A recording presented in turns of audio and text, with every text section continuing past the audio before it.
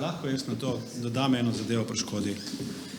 V sistemu AJDA so samo občine vnesle 2,7 milijarde. To ne upošteva gospodarstva, to ne upošteva škode na javni infrastrukturi, na državni infrastrukturi in že samo popis neposredne škode se danes kaže na nivoju 4 milijard. To je popis neposredne škode.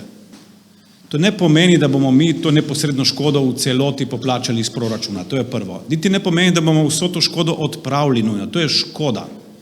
Mi bomo na podlagi načrta, od katerega smo še precej daleč, ker moramo najprej pripraviti ustrezne podlage, se odločali, kako bomo te objekte, to infrastrukturo uredili, popravili, nadomestili z boljšo in bolj odporno in takrat bomo vedeli, koliko je strošek obnove in razvoja.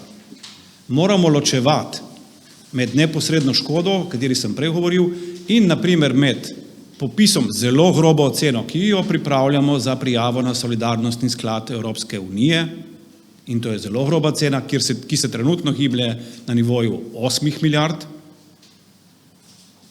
In tukaj vmes se bojo verjetno gibali tudi naši ukrepi, ki jih bomo izvajali. In poudarjam, ne bojo se izvedli v pol leta in nobene obljube ni, da se bojo izvedli v enem letu, ker vem, da včasih nekdo narobe razume. Govorimo o načrtu, ki bo trajal od 5 do 10 let, če bomo želeli, da dejansko se obnova izpelje na ustrezen način.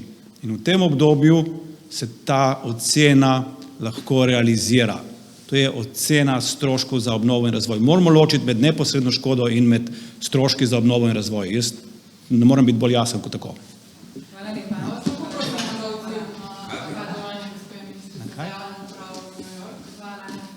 Eno samo stvar bi rad povedal in meni je res neverjetno, zakaj ta podatek, če še ni prišel v javnost, sam sem se pozanimal, njena pot je stala manj kot 6.000 evrov.